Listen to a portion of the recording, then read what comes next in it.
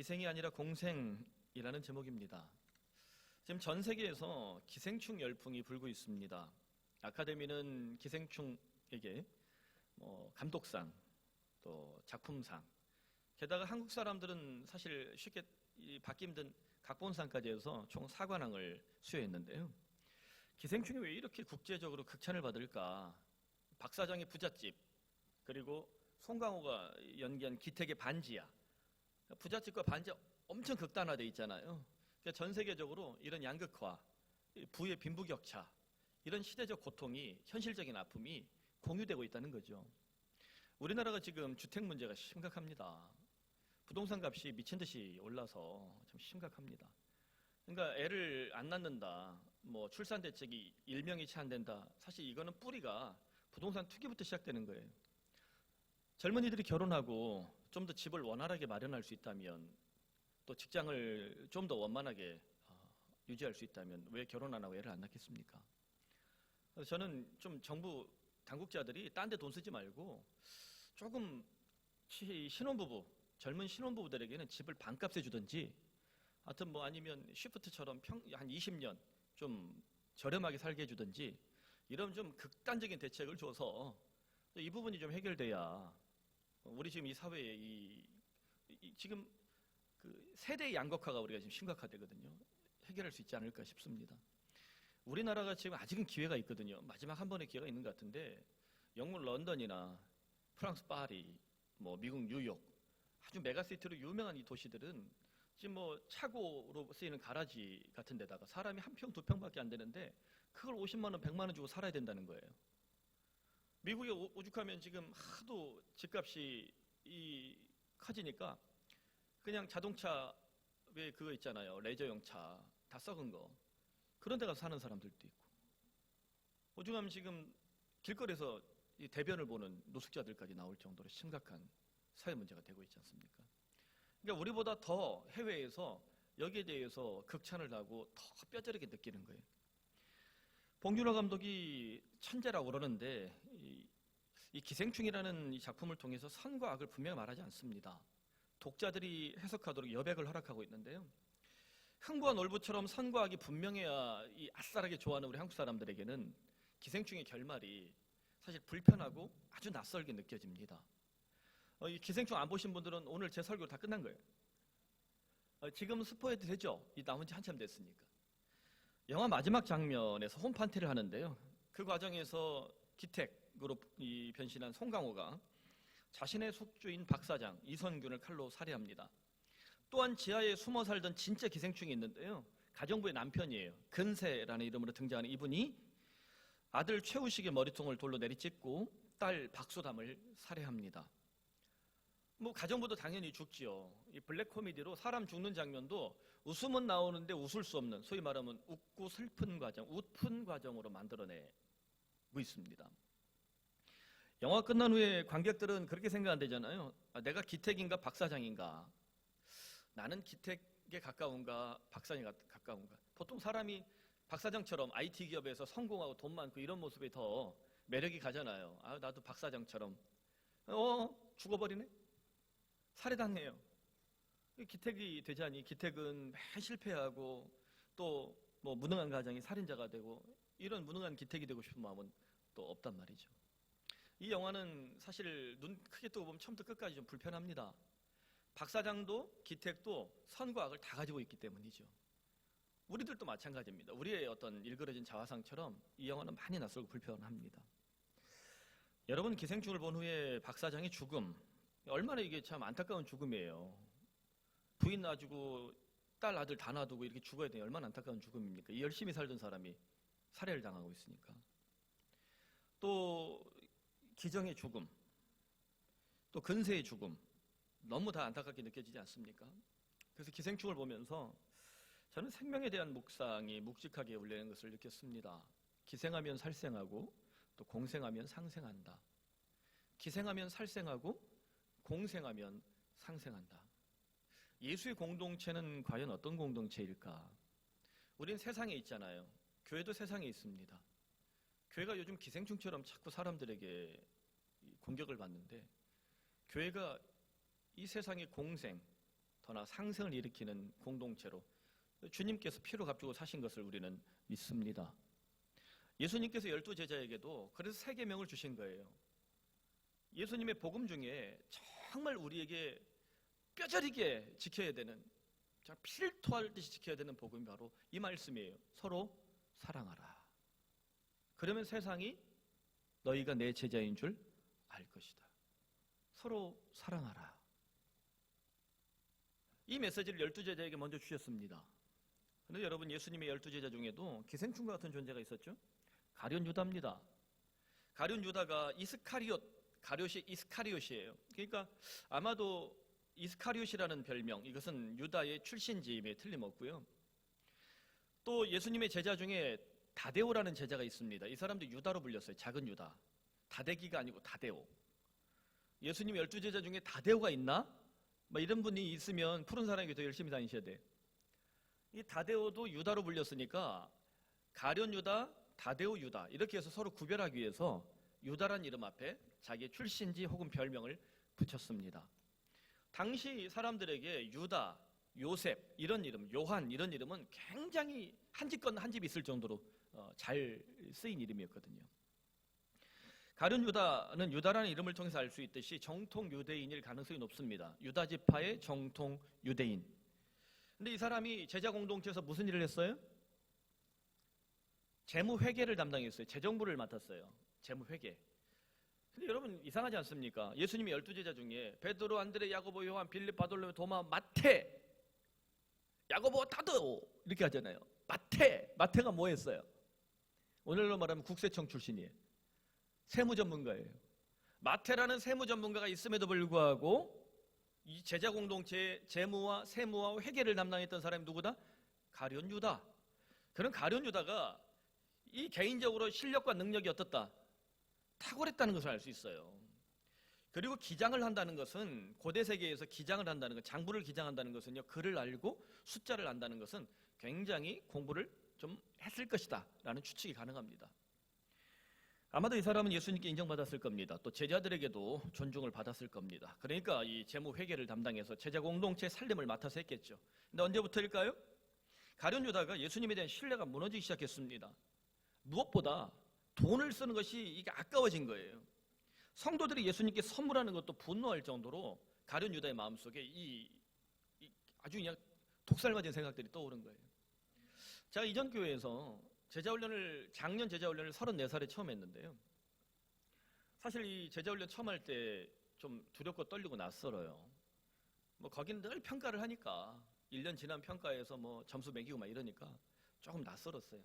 좀 잘해봐야지 했는데 천하에 못 만날 사람들 몇 사람 만났어요. 근데 그 중에 또 이 한 가정은 정말 평생 저희 교회도 그렇고 저를 후원하는 이제 가정이 됐죠.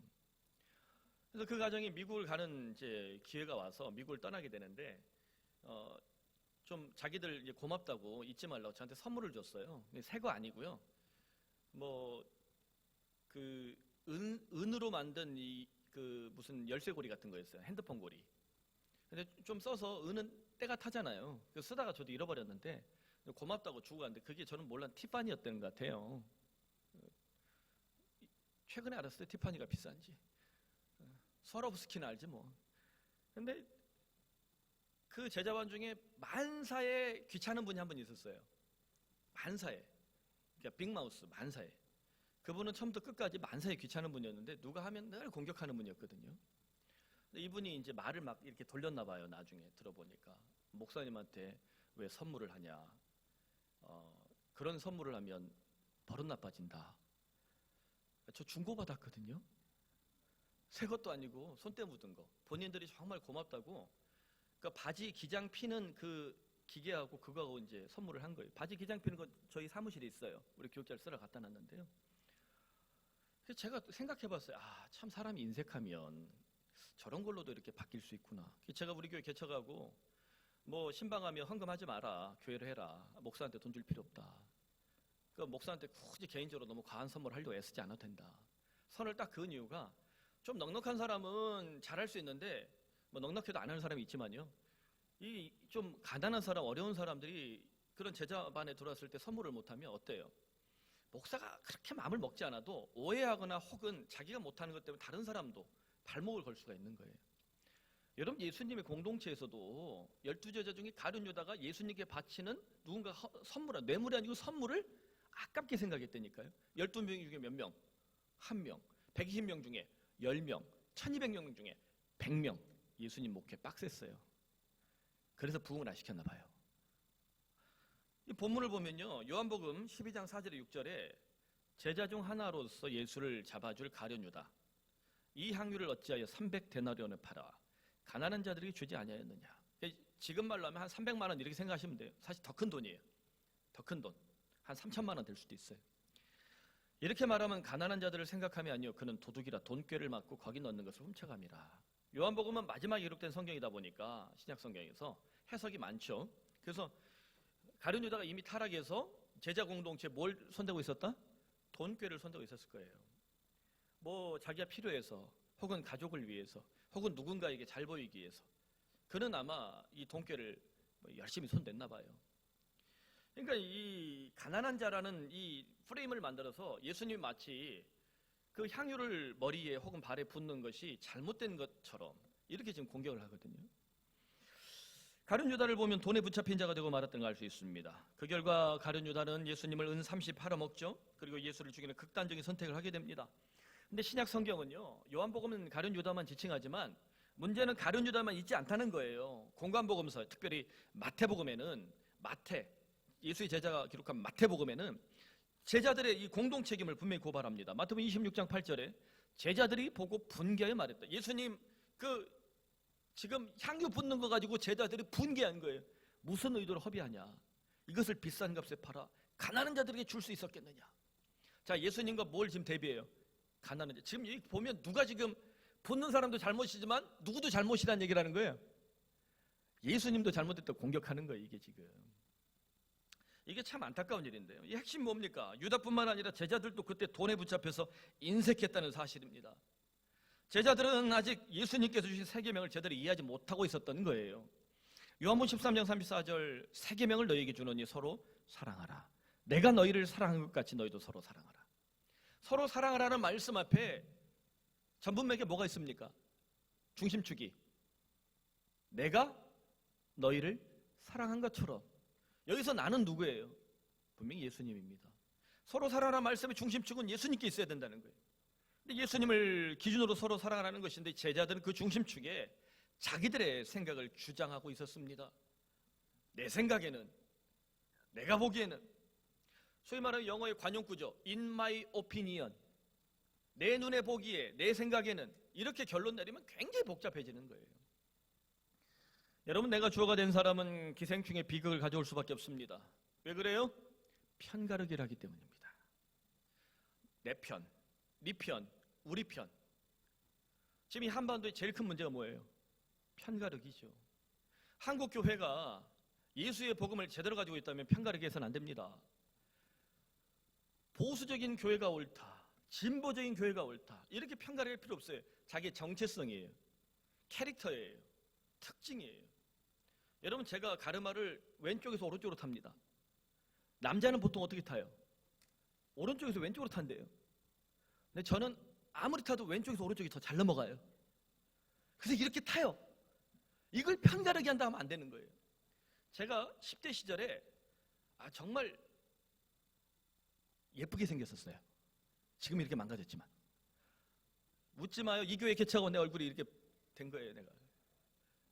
그때는 이렇게 가운데 가르마를 탔어요. 편가르기 안 하려고. 그래서 제가 가운데 가르마에 맥가이버 커트를 했거든요. 야, 남자 화장실 들어가면 쳐다봤어요. 여자인 줄 알고. 거짓말입니다. 그러니까 보수적이거나 진보적이거나 자신의 캐릭터를 지키면 돼요. 이제 4월 총선 오면 막 싸울 거예요. 제가 우리 교회 강단에서나 또 제 그 페이스북에서 정치적인 포스팅은 전혀 하지 않겠습니다. 여러분, 사람 보는 눈이 있잖아요. 보수든 진보든 일 잘하는 사람 뽑으시면 돼요. 거기서 편가르기 하는 사람 나오면 뽑지 마세요. 편가르기 하면 일단 뽑으면 안 돼. 그런 사람은 국회 가서도 편가르기 하고요. 세계 열방 가서도 편가르기 할 사람이에요. 교회가 광화문에 가서 편가르기 하고 혹은 진보라고 그래서 저 노동 현장 가서 편가르기 하고 이렇게 자꾸 편이 되면 이거는 예수의 복음 앞에 우리가 부끄러운 겁니다. 여러분, 예수님을 죽일 정도라면요, 타인의 생명을 어떻게 보겠습니까? 기생하면 살생한다. 다시 말하면 기생은 살생을 일으킵니다. 예수님 죽일 정도의 사람들이라면 다른 사람도 죽일 수 있어요. 예수님 앞에 부들부들 떨어야 돼요. 적어도 예수님과 십자가와 교회에 대해서 우리가 정말 두렵고 떨리는 마음으로 그 권위에 대해서만큼 우리가 넘어가서는 안 됩니다. 자, 금은 밟아도 선은 넘어가지 말자. 운전할 때 중앙선 넘어가요, 안 넘어가요? 안 넘어가죠. 금은 밟아도 선은 넘어가면 안 되는 거예요. 그러므로 지금 우리는 돈에 붙잡힌 가룟 유다가 되고 있지 않은가? 예수가 아니라 내가 주어가 되고 있지 않은가? 우리 고민합시다.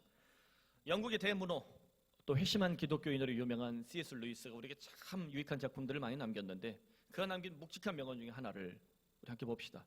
우리는 예수 그리스도를 바라보는 동안만 그리스도인이다. 예수 그리스도를 바라보는 동안 주님이 나를 지배하기 때문이다. 여러분 다 그리스도인이죠? 언제 그리스도인이래요? 예수님을 바라보는 동안만. 그때는 누가 우리를 지배한대요? 예수님이 우리를 다스리시기 때문에. 반대로 예수를 바라보지 않으면 누가 다스려요? 내가 다스릴 수 있다는 겁니다. 그래서 늘상 경고하죠. 마태, 마가, 누가, 요한복음, 예수님 주신 복음 딱 4개인데 꼭 뭘 만들어요? 내가 복음. 내가 주어가 되는 내가 복음 만들면 우리는 그리스도를 살기 진짜 힘이 듭니다. 그렇다면 어떻게 초대교회는 이 가룟 유다 같은 기생충을 격파할 수 있었을까? 예수님의 피가 뚝뚝 떨어지는 십자가를 바라보면서 기생이 아니라 공생을 선택했기 때문입니다. 예수님 십자가 달려 죽으신 모습을 본 거예요. 옆구리가 창이 찔리고 정말 온몸이 망신창이가 돼서 살해당하신 거거든요. 여러분 예수님 곱게 안 죽었어요. 살해당했어요. 살해. 얼마나 고문을 심하게 당했으면 6시간 만에 죽었겠어요. 그렇게 안 죽거든요. 살해를 당한 거예요. 이미 초죽음 돼서 십자가에 달리신 거예요. 그 주님을 바라본 겁니다. 서로 사랑하라. 이 말씀 뭔지 알았던 거예요. 오죽하면 사도 요한이 80, 90이 돼서 노구에 강단에 딱 서가지고 덜덜덜덜 떨리는 모습에 제자들이 옆에 딱 붙잡고 설교 들으면 딱 한 문장만 듣고도 울었다고 그랬잖아요. 초대교회는 서로 사랑하라. 이게 교회의 전승이에요.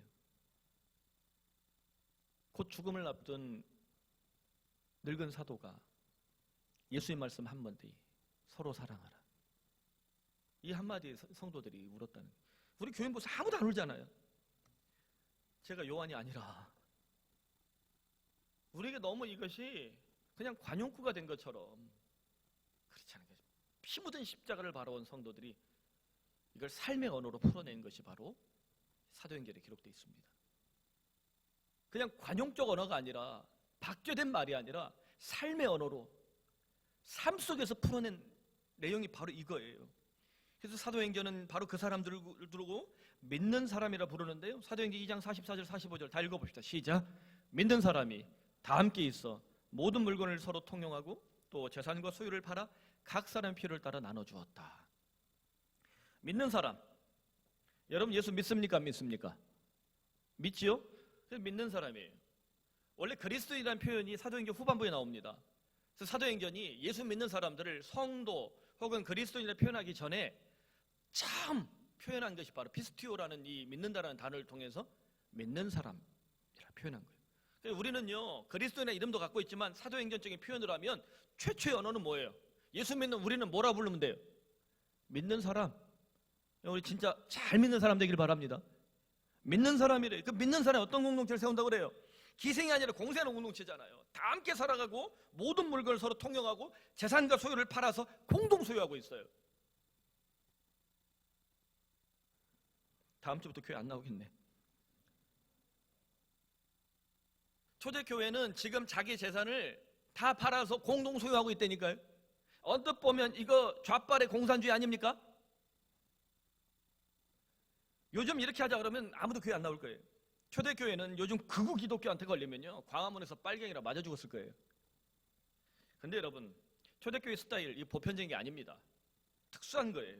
당시 초대교회가 로마에도 박해를 받고 유대인들에게도 박해를 받았기 때문에 정말 박해받는 소수였기 때문에 세상 속에서 버티고 살아남기 위한 현실적 선택이었어요. 오늘 이 시대에는요, 기독교가 세상의 주류입니다. 그러니까 욕먹는 거예요. 비주류면 탑독, 언더독, 개싸움 벌이면요, 센 게 탑독을 사람들이 응원하지 않고 언더독을 응원해요. 좀 약한 사람, 가난한 사람 응원하는 게 사람의 심정이 있어요. 초대교회가 언더독이었을 때가 있어요. 한없는 차별과 박해를 받았습니다. 오늘날 기독교가 세상의 주류가 되고 정말 파워시프트를 갖고 있습니다. 믿거나 말거나 황교안 대표도 뭐 전도사님이 되잖아요. 이낙연 씨도 안수집사잖아요. 뭐 문재인 대통령도 천주교 신자라고 그러고, 기독교라는 이름을 크게 가지면 천주교, 개신교가 다 하면 전 세계에서 어마어마한 권력이, 특히 우리 한반도에서 어마어마한 권력입니다. 근데 교회가 혐오와 차별의 원상이 된다면 어떻습니까? 초대교회 그때 꼴을 우리가 역으로 써먹고 있는 거예요. 초대교회 성도들이 이렇게 했었다고 해서 우리가 오늘 이렇게 해야 되는, 그렇지는 않습니다. 특수한 현실이었다. 돈이 많은 자나 가난한 자나 힘이 센 자나 약한 자나 공동의 책임을 지고 공동의 권위를 갖는 거예요. 돈의 범위, 권력의 범위는 다르지만 책임과 권위는 어떻다? 동등해 준 거죠. 이게 교회 공동체라는 정신입니다. 여기서 핵심 뭡니까? 성도들이 돈에 붙잡힌 것이 아니라 돈을 다스리는 높은 수준의 삶의 방식을 보여주고 있다는 것입니다. 초대교회 성도들이 내 돈, 네 돈 따지면서 살았으면 아나니아 삽비라처럼 교회가 죽었을 거예요. 그런데 힘센 자나 약한 자나 부자나 가난한 자나 자신의 재산을 통해서 교회 공동체를 힘차게 세우는, 그리고 돈에 얽매이지 않은, 돈을 다스리는 보다 높은 수준의 삶을 보여주고 있었다는 겁니다. 비근한 예로, 간단한 예로, 여러분 11조라는 것에 대해서 우리 교회가 뭐 헌금을 막 오픈하고 이러진 않지만 11조라는 교회 정신을 통해서 볼 때 뭐 10분의 1이 뭐냐 이거 가지고 다툴 게 아니라요, 우리 믿음의 어떤 표현으로 볼 때 11조 혹은 헌금 생활을 잘하는 성도와 헌금 생활을 너무 인색한 성도하고 누가 보다 높은 수준의 신앙생활을 하는 것 같아요? 물론 11조 하면서 죄 다 지으면 안 하는 게 나아요. 정말 어렵게 힘들지만 다만 10만 원 혹은 30만 원, 50만 원 내가 애써 하나님을 바치며 내 삶을, 죄를 투쟁하며 살아간다면 이게 얼마나 높은 수준의 삶이에요. 우리 교회가 제자훈련 이제 또 공지를 할 텐데, 정말 형편이 어려워서 생활에 11조를 한다 해도 그 헌금 생활이 일정하면 저희는 뽑습니다. 많아서 뽑지 않습니다. 잘내서 뽑는 것이 아니라 헌금 생활이 일정한 사람을 뽑습니다. 그런데 헌금 생활이 일정하지 않은 사람을 순장으로 세우면 어떻게 될까요? 순이 건강할 수가 없어요. 보다 높은 수준의 신앙생활을 하는 사람들이 순장을 해야지. 근데 여기서 이제 탈락이 되면 어때요? 목사님이 돈 보고 사람 뽑는다. 아니요. 여러분, 우리 교회 사실 이건 있어요? 적어도 목사가 돈 번다 그러면 이건희 정도는 얘기를 해야지. 저는 이재용 씨가 회심해서 우리 교회 나오면 좋겠어요. 내가 형님하고 내가 잘 지낼래요. 그분을 내가 행복하게 해드릴 수 있어요. 그냥 우리 교회가 정말 제자 공동체로 갖고 있는 최선의 기준인 거예요. 많거나 적거나. 제가 이전 교회가 그렇게 부자 교회지만 망한 집, 가난한 집들이 제법 많았습니다. 반포에도요, 빈포라고 별명을 갖는, 빈대도 포기한 집, 그래서 빈포 같은 집들도 그렇게 많았어요. 그래도 그런 집 제자훈련하기 때 신방해보면 정말 어려운 가운데 이렇게 이분들이 애쓰고 있으면 최선을 다해서 제자훈련을 제가 할 수 있게 보내드렸어요. 제가 나중엔 그래도 제법 저한테 훈련받고 싶어서 반을 바꿔서 찾아올 정도로 인기 있는 강사였어요. 우리 교회에서는 별로 인기가 없지만 제가 그랬단 말입니다. 돈이 아니라 보다 높은 수준의 신앙생활을 하고 있는가. 우리 교회 장로도 마찬가지예요. 안수집사도 마찬가지입니다. 보다 높은 수준의 신앙생활을 하고 있는가, 삶의 질서를 지키고 있는가, 이것이 기준입니다. 오늘날 이런 형태의 조직을 우리는 공동체로 부릅니다. 초대교회가 보여주는 이런 형태를 공동체. 교회는 공동체 성격이 강하죠. 그래서 커뮤니티 철치라는 말을 종종 영어로 써요. 커뮤니티 철치, 공동체 교회다. 왜 공동체입니까? 교회가 11조를 기준으로 성도들의 헌금을 공동체 함께 모아 사용하잖아요. 우리 모두가 주인인 거예요. 많이 버는 자는 좀 많이, 적게 버는 자는 적게. 그럼에도 불구하고 모든 권위는 동등한 겁니다. 여러분, 세례 교인이면 누구나 담임 목사를 청빙하고 교회 중요한 결정하는 데 있어서 한 표를 행사할 수 있어요. 담임 목사인 제가 10표 같지 않습니다. 저도 한 표예요. 여러분의 자녀가 만 15세예요. 17살이에요.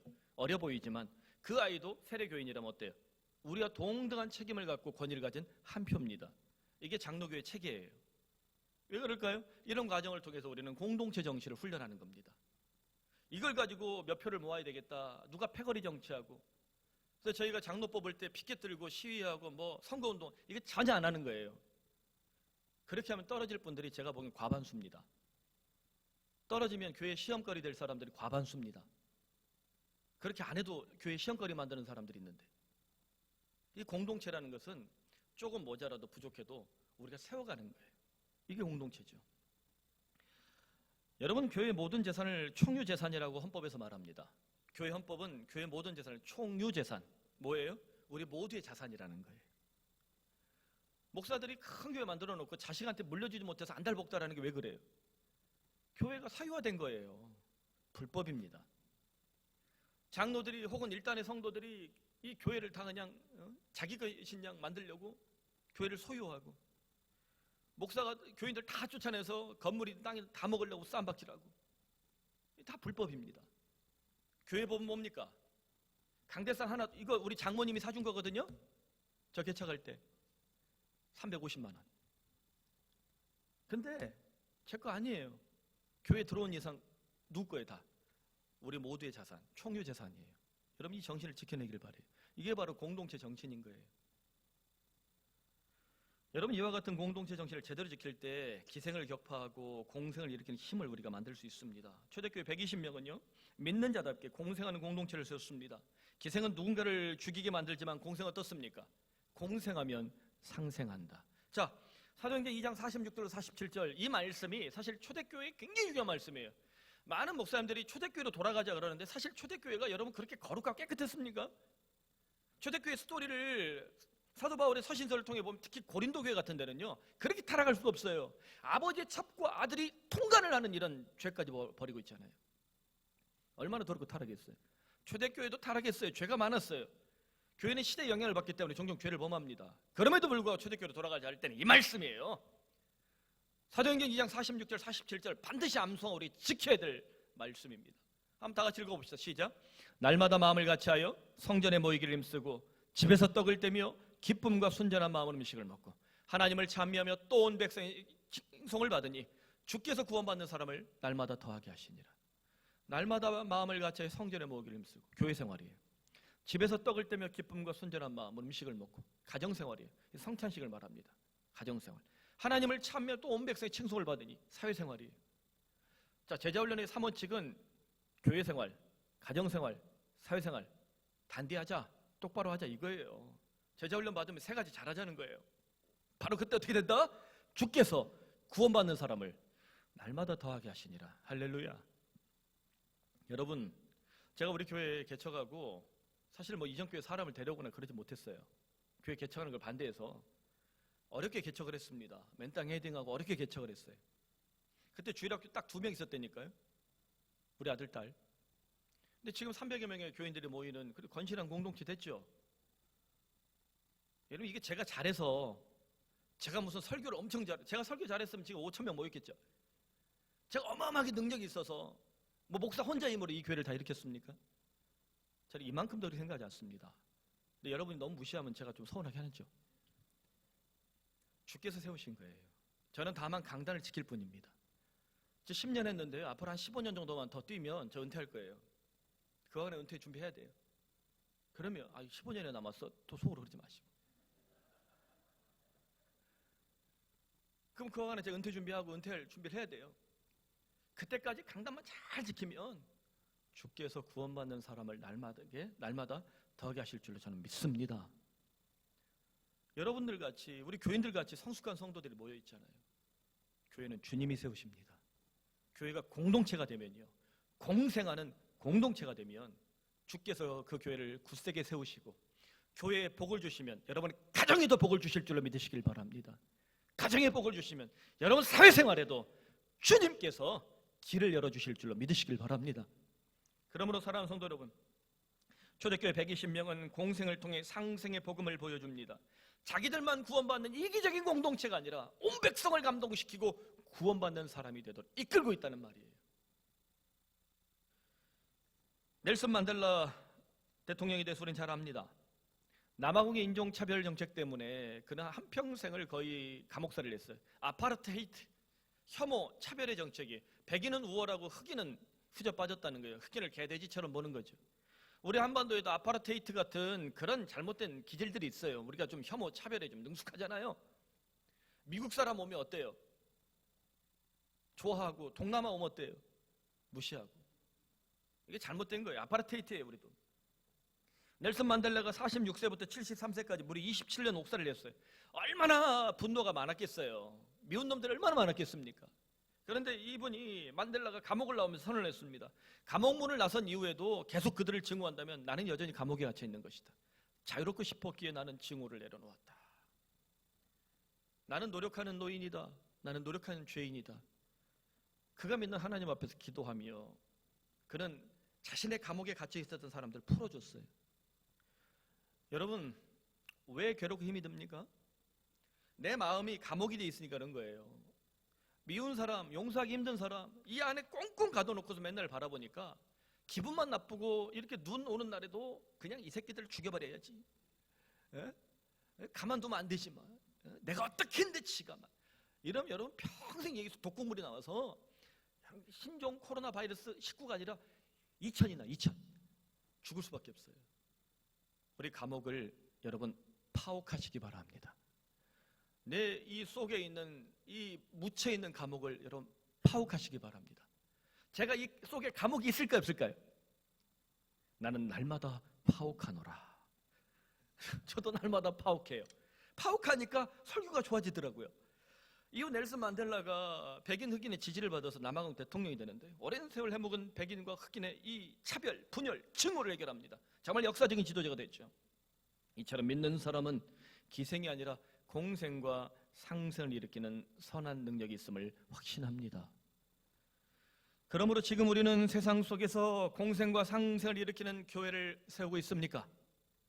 우리 푸른 사랑의 교회가 그런 공동체가 되길 바랍니다. 세상 사람들이 우리를 보고 제자란 무엇인가 느낄 정도로 서로 사랑하고 있습니까? 우리 성도들이 그렇게 사랑하길 바랍니다. 예수님의 세계망 앞에서 우리가 다시 한번 우리 굳은 결심을 고백하면 좋겠습니다. 다 같이 읽어봅시다. 너희가 서로 사랑하면 이로써 모든 사람이 너희가 내 제자인 줄 알리라. 말씀했습니다. 너희가 내 제자인 줄 알리라. 이 모습을 보여주는 정말 건강한 인물이 한 분 계십니다. 전남대 의대 83학번 이성노 선생인데요. 이분 별명이 방글라데시 슈바이처입니다.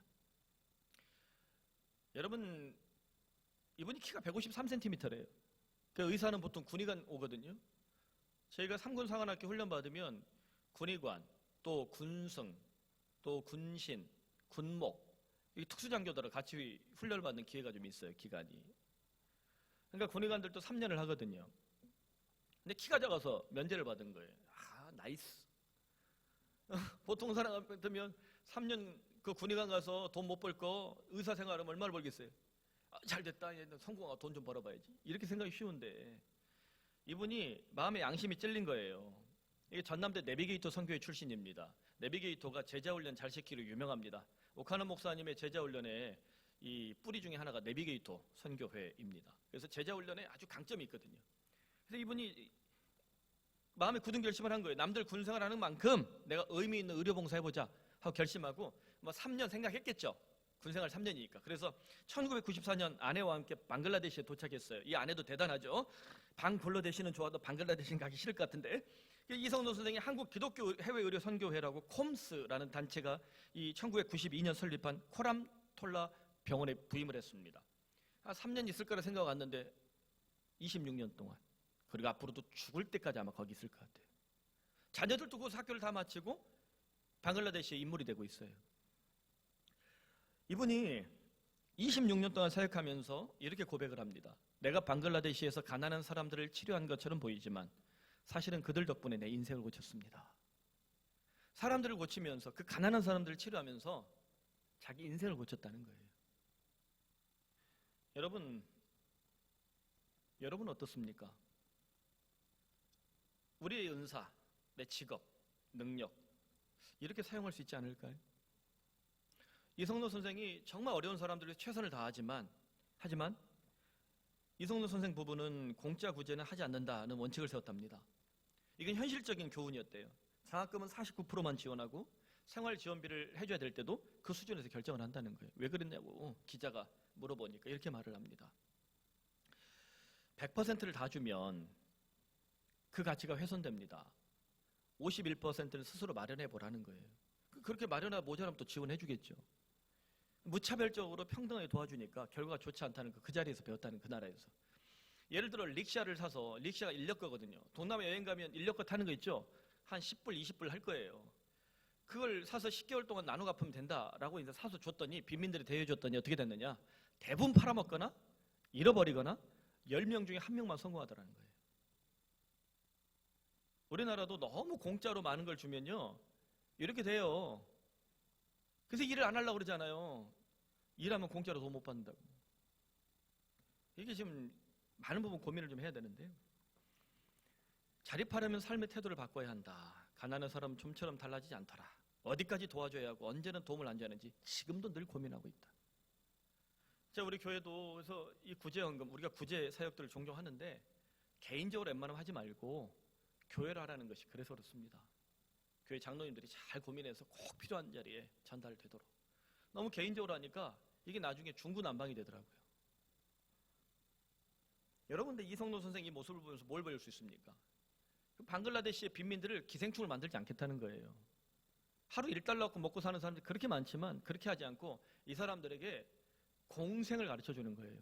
같이 공동체가 서로 힘을 합해서 서로 사랑하고 서로 협동하고 서로 함께 공존하며 일을 하면 서로가 살 수 있다, 상생할 수 있다를 가르쳐주고 있는 거죠. 이게 한 해, 두 해 끝나지 않았죠? 지금 몇 년 동안? 26년. 아마 평생에 될 것입니다. 저는 이분을 보면서 참 많은 도전을 받습니다. 여러분, 기생충은 자기 자신도 남도 죽일 수 있잖아요. 하지만 공생을 배우고 훈련하면 나도 살고 남도 살릴 수 있는 그런 상생을 일으키게 됩니다. 왜 이성노 선생이 육체만 고치는 것에 머물지 않고 정신과 삶의 태도까지 고치는 의사가 되고 싶을까? 예수 믿기 때문입니다. 예수님을 믿고 십자가에서 뚝뚝 떨어지는 예수의 피 앞에 영생을 맛본 그리스도인이 되었기 때문입니다. 십자가 앞에서 영원한 생명을 누리는 사람은 나만 잘 먹고 우리끼리만 잘 살면 되는 기생충이 될 수 없습니다. 여러분, 영생의 복음을 믿습니까? 우리는 기생이 아니라 공생과 상생, 더 나아가 어떤 생명이요? 영원한 생명, 영생을 맛보는 신자들이 되길, 참된 그리스도인이 되길 간절히 소원합니다. 그러므로 기생이 아니라 공생이다. 더 나아가 예수님의 세 계명 앞에서 오늘 우리 모두 공생과 상생을 넘어서 영생을 보여주는 예수님의 제자들이 되기를 간절히 축원합니다. 함께 기도합시다. 여러분, 혹시 내 속에 내 삶의 태도에 기생충과 같은 내가 격파해야 되는 이 삶의 태도, 기질, 이런 모습들이 있습니까? 주께 기도하며 내려놓읍시다. 더 나아가 공생과 상생을 일으키는 예수의 제자들이 되게 해달라고 기도합시다. 무엇보다도 우리 푸른 사랑의 교회가 이 세상에서 기생충 같은 교회가 아니라 공생과 상생을 일으키는 교회, 더 나아가 영생을 선물하는 교회가 되게 하여 주시옵소서. 우리 한반도 교회가 편가르게 하는 교회가 아니라 공생과 상생을 일으키며 영생의 복음을 회복하게 하여 주시옵소서. 또 더 나아가 저 중국 땅을 위해서 기도합시다. 시진핑 독재 권력이나 또 저 중국 인민사회가 아니라 시민사회가 일어나서 저 중국이 개화되고 저 중국이 민주화되는 역사적인 분기점이 일어나게 하셔서 중국 땅의 복음이 편만하게 선포되므로 저 중국을 통하여 땅끝까지 이르러 주의 복음이 선포되는 역사가 일어나는 이 힘들고 위험한 시기에 위대한 은혜를 하나님 허락해달라고 우리 함께 기도합시다. 자비로우신 하나님 아버지, 우리는 영생의 복음을 맛본 자들입니다. 하나님 아버지, 영생의 복음이 여기 있사오니 내가 어디로 가오리까? 주의 제자들이 주께 고백했던 이 한 문장, 고백할 수 있길 바랍니다. 그러므로 하나님 아버지, 기생충이라는 이 단어 앞에 우리 속에 숨겨져 있는 기생충 같은 모습들, 그런 신앙, 그런 삶의 태도, 그런 인격, 하나님 아버지 발굴생활에서 이 시간 다 털어낼 수 있길 바랍니다. 그래, 우리는 기생이 아니라 공생, 더불어 살아가는 은혜를 누리게 간절히 소원하오니, 그래, 이 공생의 맛을 나는 이 공동체의 은혜를 아는 그리스도인들이 주여 세상 한복판에서 주여 상생의 이 능력을 보여줄 수 있게 하여 주시옵소서. 그러므로 공생과 상생을 앞두고 우리들이 주의 영생의 복음을 드러내게 간절히 소원합니다. 하나님 아버지, 영생을 아는 이는 영생과 상생을 일으키며 이생을 격파할 수 있음을 믿습니다. 그러므로 하나님 아버지, 우리 성도들에게 세상 한복판에서 이 은혜를 맛보게 하여 주시옵소서. 우리 푸른 하나님의 교회가 이 세상 한복판에서 강동장이나 기생충 같은 교회 되지 않길 바랍니다. 공생하고 생생하며 영생의 복음을 선물하는 교회가 되게 하여 주시옵소서. 주여, 이 한국교회 안에 편견하게 하는 자들이 너무나도 많습니다. 하나님 아버지, 교회가 편견하게 하는 이 잘못된 행태를 포기하게 하시고 영생의 복음 앞에 공생과 상생을 일으키는 주님의 몸된 공동체들이 되게 하여 주시옵소서. 교회 한반도 여름을 놓고 기도합니다. 문재인 대통령, 황교안 대표, 또한 이해찬 대표, 심상정 대표, 이런 대표들을 다 붙잡아 주셔서 여당과 여당 할 것 없이, 진보 보수 할 것 없이, 좌파 우파 따질 것 없이 주여 국가의 위기 앞에, 또 이 어려운 이 삶의 현실 앞에 주여 지도자들이 바른 길을, 또 올바른 길을, 또 국민들을 돌보고 위로하는 길을 보여줄 수 있도록 편견하게 하는 지도자들이 아니라 합치 협치 더 나아가 더 놀라운 민주주의를 보여줄 수 있도록 이 한반도를 잡아 주시옵소서. 중국 땅을 위해 기도합니다. 하나님 아버지, 중국의 시진핑 권력을 약화시켜 주시되 인민사회, 공산주의 사회에 이 짓눌려 있는 전체주의 사회를 환골탈태할 수 있는 위험한 기회를 허락하여 주시옵소서. 그래, 중국에도 시민사회가 일어나게 하시고 언론의 자유가 있게 하여 주시며, 그래, 시민들이 선출한 권력들이 국민들의 생명을 보호하고, 또 그러지 못했을 때는 형편없이 국민들에게 심판을 받는 그런 나라로 변화될 수 있도록 저 중국 땅을 변화시켜 주시길 바랍니다.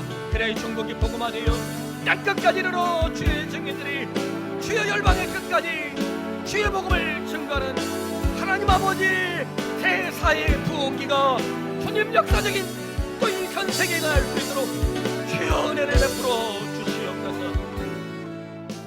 하나님 아버지, 우리 안에 기생충 같은 모습들을 주께 회개하오니 주님, 공생과 상생의 삶의 길을 언제든지 지켜낼 수 있도록 은혜를 베풀어 주시옵소서. 우리 영생의 복음을 맛본 자들입니다. 그래, 영생은 공생과 상생을 일으키며 서로 사랑하라.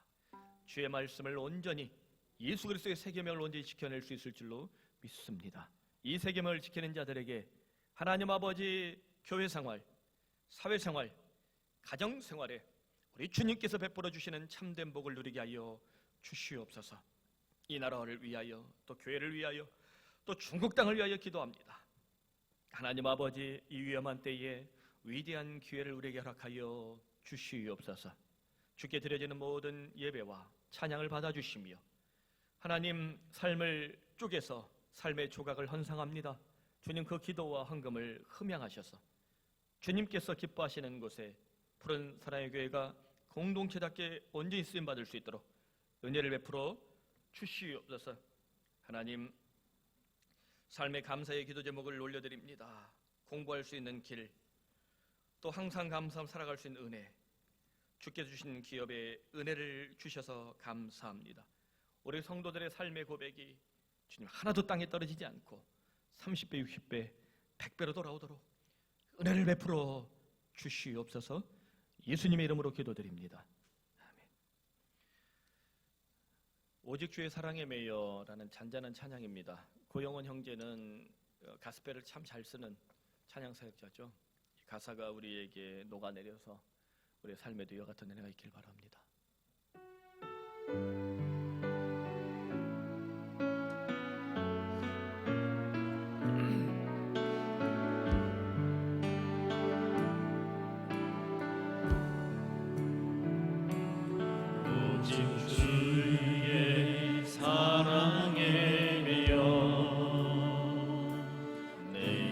기뻐 노래합니다.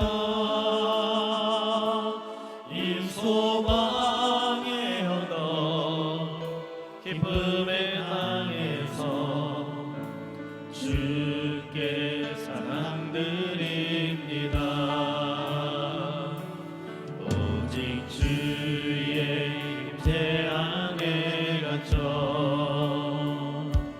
내 영 기뻐 찬양합니다.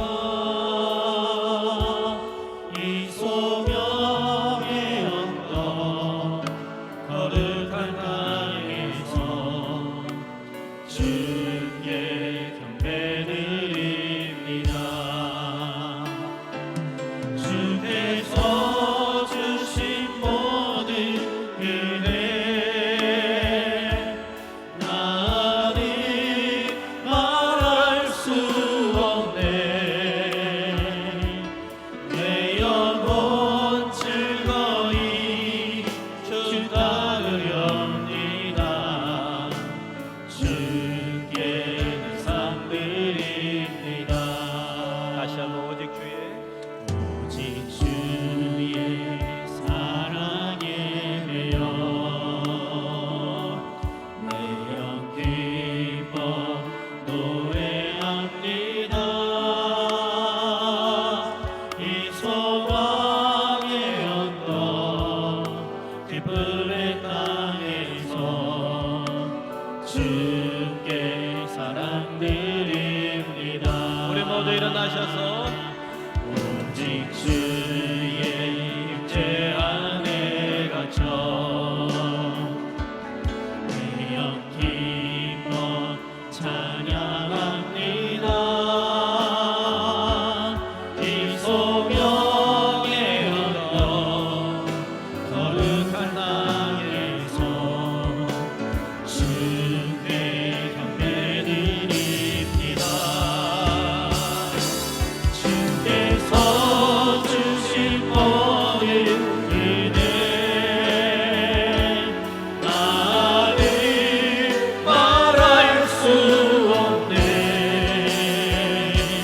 내 영혼 즐거이 주 따르렵니다.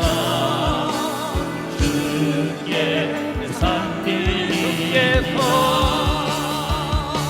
주께서 주신 모든 은혜 나는 말할 수 없네. 내 영혼 즐거이 주 따르렵니다. 주께 노래 목소리로 주께서 주신 모든 은혜 나는 말할 수 없네. 내 영혼 즐거이 주 따르렵니다. 주께 삶 드립니다. 주께서 주신 모든 은혜 나는 말할 수 없네. 내 영혼 즐거이 주 따르렵니다.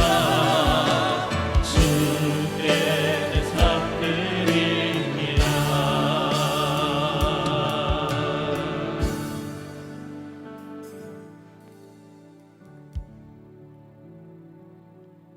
남루한 우리의 삶을 차별하지 않고 받아주시는 주 예수 그리스도의 은혜와 하나님 아버지의 사랑과 성령의 돌보심이 기생이 아니라 공생과 상생을 넘어 영생의 복음을 온전히 지켜내기로 결단한 우리 모든 교우들과 푸른 사랑의 교회 위에, 한국교회 세교교회 위에, 고난 중에 있는 중국 땅 위에, 또한 주의 복음을 멀리 떠나 기생충처럼 자신의 신앙과 복음을 내팽개치고 살아가는 잃어버린 영혼들, 우리들이 반드시 영생의 복음으로 다시 초대하고 전도해야 할 잃어버린 영혼들 머리 위에도 이제로부터 영원토록 함께 하시기를 간절히 축원하옵나이다. 아멘.